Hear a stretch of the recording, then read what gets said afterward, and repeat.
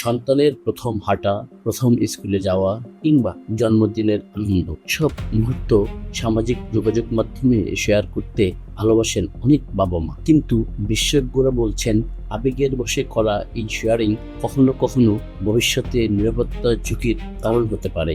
বর্তমানে Facebook, Instagram ও অন্যান্য সামাজিক যোগাযোগ মাধ্যমে শিশুদের ছবি, ভিডিও প্রকাশের প্রবণতা দিন দিন বাড়ছে। তবে একবার কোনো ছবি বা ভিডিও অনলাইনে আপলোড করা হলে সেটি আর পুরোপুরি নিয়ন্ত্রণে থাকে না। সাইবার নিরাপত্তা বিশেষজ্ঞদের মতে, অনলাইনে প্রকাশিত ছবি সহজে কপি, ডাউনলোড বা অন্য উদ্দেশ্যে ব্যবহার করা সম্ভব। এমনকি অনেক ক্ষেত্রে এসব ছবি অচেনা ব্যক্তি বা প্রতিষ্ঠানের হাতেও পৌঁছে যেতে পারে।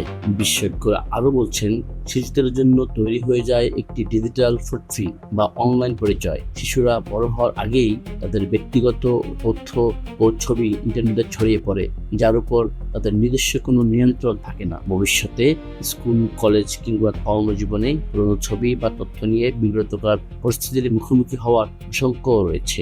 পাশাপাশি সাইবার বুলিং, অনলাইন হয়রানি বা ছবির ব্যবহারের ঝুঁকিও উড়িয়ে দেওয়া যায় না। তবে বিশেষজ্ঞরা বলছেন, সব ধরনের শেয়ারিং তথ্যগুলো অনলাইনে প্রকাশ না করার পরামর্শ দিয়েছেন তারা। বিশেষজ্ঞদের মতে, সন্তানের ছবি শেয়ার করার আগে একটি প্রশ্ন নিজেকে করা জরুরি: এই পোস্টটি কি প্রয়োজন? কারণ সচেতন সিদ্ধান্তই পারে সন্তানের বর্তমান ও ভবিষ্যৎ নিরাপদ রাখতে।